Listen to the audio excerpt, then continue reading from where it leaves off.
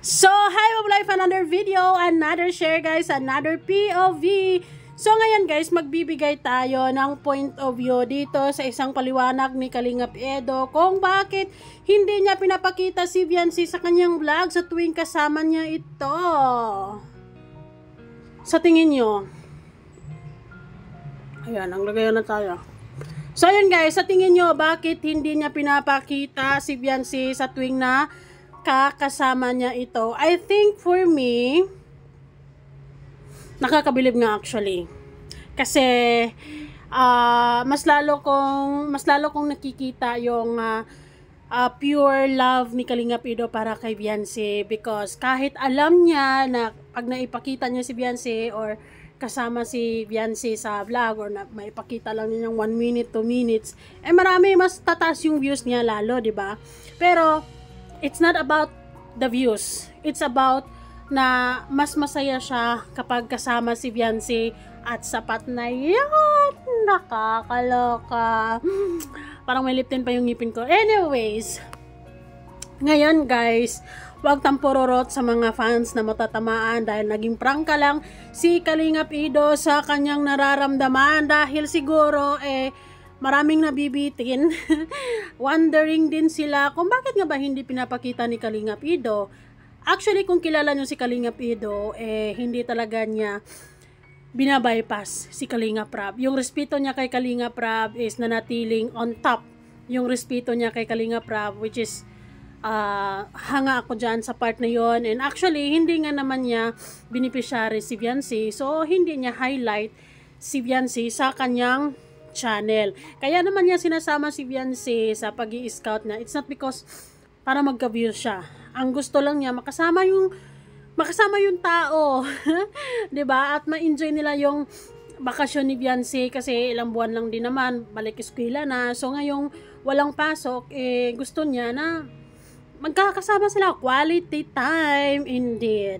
Anyways, bago ang lahat, don't forget to support and subscribe Kuya Val Santos Matubang, Ate Edna Vlog, Kalingap Rab at sa lahat ng Team Kalingap. Syempre guys, salamat sa suporta at pagmamahal nyo sa aming mga Kalingap reactors. And syempre, maraming salamat sa mga bumibili ng ating sabon. At kung gusto mong mang bakbak this 2025, ito na yung sabon na hinahanap mo. Subukan mo na.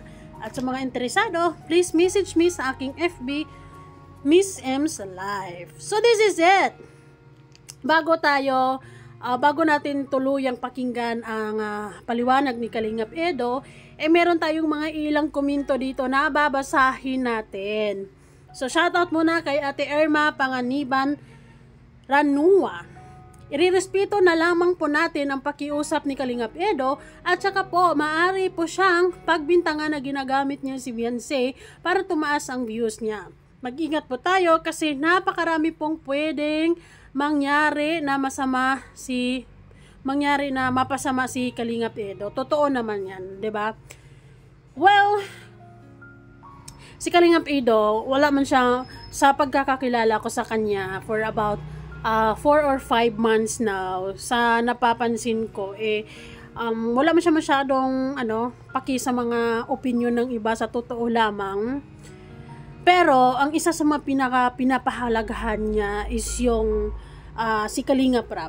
Since tuloy-tuloy pa ang serye ng EDSA sa channel ni Kalingap Rab, ayaw niyang ma-expose si Viancy sa channel niya. Yung makasama lang si Viancy, ang ipinapaalam niya kay Kalingap Rab at umuki si Kalingap Rab at yung makasama si Viancy ay sapat na, yun yung pinakamahalaga para sa kanya. Love. Mas mahalaga ang makasama si Viancy kaysa views, guys. Ganon lang yon, 'di ba? Anyways, second comment here. Ayaw niya kasi si Kalingap Edo na isama vlog si Bibi Viancy kasi laki ng respeto niya kay Kalingap Rab. Kasi meron yung iba sinasama vlog para magka-views. Kaya nga, hanga kami sa'yo si Kalingap Edo. Sobrang respeto mo. Talaga, hindi mo hangad ang daming views. Ang importante sa'yo, makatulong, saludo sa mga ginagawa mo, especially mga solid EDSA kegs. Actually, pumayag din talaga si Kalingap Rab. Okay na okay ni Kalingap Rab na ipakita whatsoever. Pero si Kalingap Edo is ang choice niya is hindi lang. Kasi siguro, gusto niyang i-highlight at gusto niyang i-focus yung channel niya sa mga taong tinutulungan niya. Si Beyonce kasama niya, ano na lang yun. Kumbaga, sinasama niya yun kasi gusto niyang makasama si Beyonce. It's not for the views. Ganon. At para sa atin, or para sa akin, ay sapat na may bulong si Kalingap Ido na oo, magkasama kami, bulong din ni Kalingap Rab na oo, magkasama sila. I think enough na yon para sa atin na makuntinto tayo na si Kalingap Ido hindi niya trip lang si Beyonce, kundi talagang pinapahalagahan din niya si Beyonce kasi maaring bukod sa respeto niya kay Kalingap Rab, maari ding kasing kung ano-anong sasabihin ng ibang tao kapag lagi-lagi niyang pinapakita si Beyonce, di ba? So, isa din yun sa nakikita kong rason. Sabi naman natin, Juicy Bayarkal. Tama yan, Eds. Hindi nila naintindihan kung ano ang ginagawa mo. Si Kalingap Rab lang ang may karapatan mag-vlog ni Beyonce. Hayaan mo na lang sila, Eds.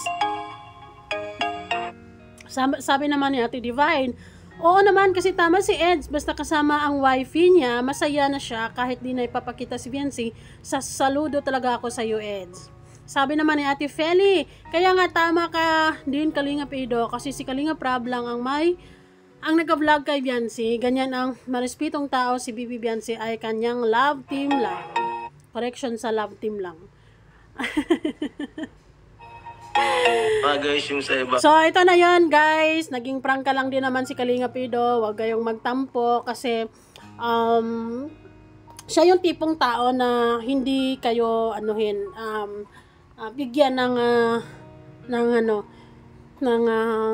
ano bang tawag nito? Yung tipong papaasahin. Ayun. So, ginawa lang niya ang dapat niya nga sabihin para din sa atin na hindi tayo masyadong umasa. Dapat ganoon. Masyado nilang pinaprioritize yung kung alam nyo. Guys, yung sa iba, masyado nilang pinaprioritize yung kung alam nyo po ako, kung kilala nyo ako, hindi ko po pinaprioritize yung ibang vlogs ng ibang kagaya nila Kalingap Rab, ayoko po mangialam sa mga ganyan. So, ayun guys, ang para sa akin, ang gusto ni Kalingap Ido na i-appreciate natin is yung kung sino yung tinutulungan niya. Gusto niya makita yung sitwasyon ng mga taong tinutulungan niya at yun ang gusto niyang i-highlight sa channel niya na ito yung sitwasyon ng pamilyang ito dito, di ba? And at the same time, si Beyonce, isinama niya because gusto niyang makasama yung tao. Si Beyonce, sinama niya kasi naisip niya, masyadong nakaka-board sa bahay naman nila, diba? Kasi bakasyon din naman, why not? And nagpapaalam din naman siya ng maayos sa mga magulang kay Kalingap Rab. So I think there's no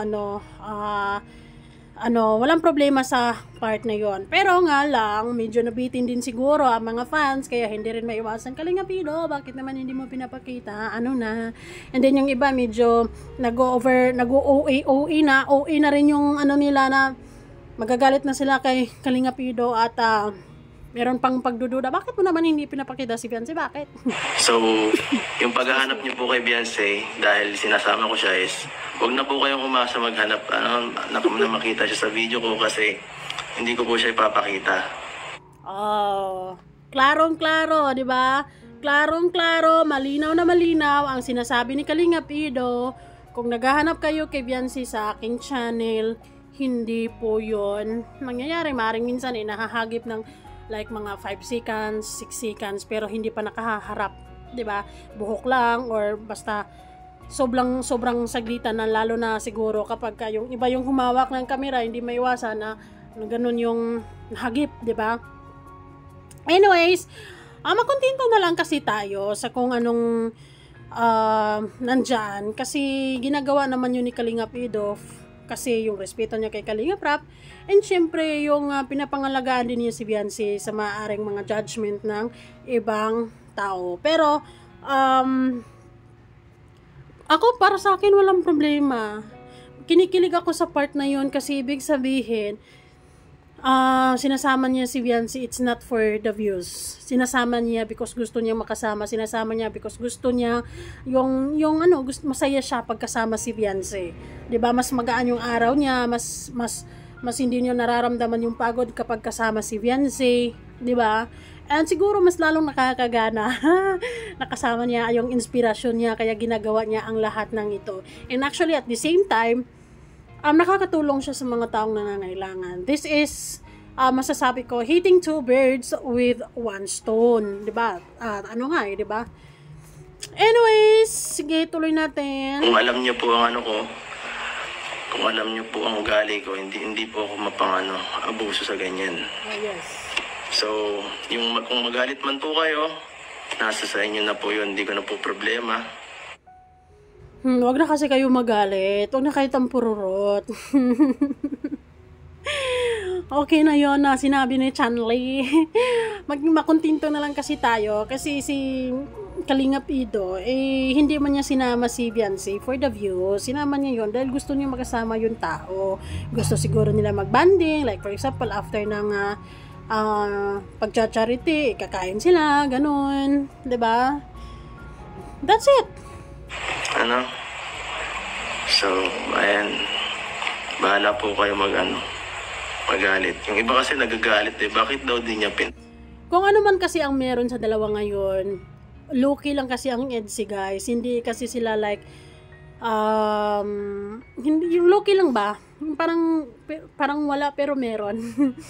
And actually, pinapayagan naman sila ni Kalingap Rap, pinapayagan din si Kalingap Edo, pero si Kalingap Edo lang, ang choice niya is hindi lang ipakita si Viancy, syempre, di ba, para din, fair din siguro sa ibang mga vloggers dahil lalo na ngayon ay hindi pa pwedeng i-vlog si Viancy na kung sino man dyan, di ba? It's so unfair din kung si Kalingap Edo lagi-laging present sa Viancy sa kanyang live or sa kanyang videos. And then yung iba is pinagbabawalan, 'di ba? So si Kalingap Ido ay ang karapatan niya bilang boyfriend. Sana all. Ang gusto lang niya is yung makasama si Viancy lang talaga. Yun yung pinaka nakikita ko diyan at yun yung nararamdaman ko. And yung gusto niyang makasama si Viancy is not for views, for real. It's real love. It's pure love, it's pure happiness. Yun, di ba? Pinapakita. Wala nga po akong karapatan kasi hindi ko naman po vlog si Viancy. True. Yung iba kasi masyadong parang kung alam niyo po ang vlogs ko dito is para doon sa mga tinutulungan ko po Correct. Hindi ko man po tinutulungan si Viancy.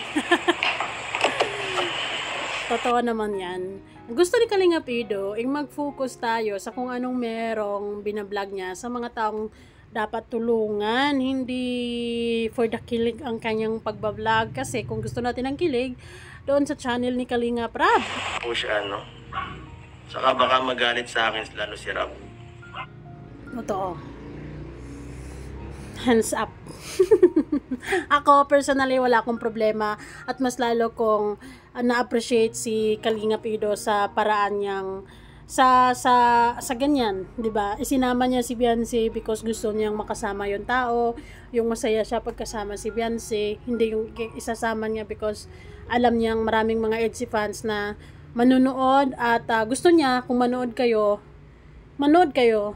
because gusto niyong manood sa mga vlogs ko, lalo na sa mga tinutulungan niya, 'di ba? It's not because of Viancy. Gusto niyang ganon. Pero anyways, basta ko humahanga ako kay Kalingap Ido sa ganitong mindset niya. Wala namang problema diyan. Dapat kalma lang kayo. Siguro darating yung panahon na maipapakita ni Kalingap Ido ng buo si Viancy dyan. 'Di ba? Pero sa ngayon hindi pa muna, lalo na tuloy-tuloy pa ang kanilang serye at tuloy-tuloy pa ang EDSI sa channel ni Kalingap Rap. Kung tutusin, kung lagi-laging makikita natin silang dalawa magkasama, like ano pang abangan natin sa channel ni Kalingap Rap, 'di ba?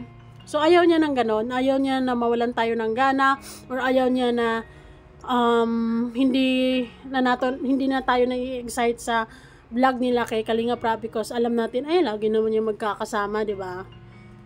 Ganon lang yon. It's basic and I understood. Naintindihan ko si Kalingap Ido sa paliwanag niya. Sana naintindihan niyo din at sana wag kayong tampururot, wag sumama ang loob at dapat lang tayo, kalma lang, 'di ba? At wag nang bigyan ng issue ang hindi pagpapakita ni Kalingap Ido kay Beyonce sa vlog niya because hindi nga naman niya beneficiary si Beyonce, hindi niya tinutulungan si Beyonce. Kasama niya si Beyonce because gusto niya makasama, masaya niya kasama, gusto niya kasama, yun, dahil mahal niya. Ay, totoo naman, di ba? Isasama mo ba yung tao? Hatid sundo kung ayaw mo siyang makasama, di ba? Mindset, di ba? Utak. Thank you so much guys. Salamat po sa panonood. Bye-bye. Kayo, ano masasabi nyo?